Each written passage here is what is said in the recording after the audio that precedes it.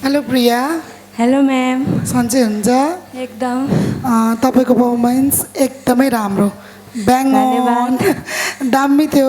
गीत अझै दामी लाग्यो मलाई है, बिटहरू यस्तो राम्रो राम्रो थियो है, राम्रो लाग्यो। ओभरअल राम्रो थियो, एनर्जी लेभल पनि राम्रो। अगाडिको फिल्मी सेक्सनमा अझै राम्रो थियो तपाईँको है, मोडर्नमा भन्दा।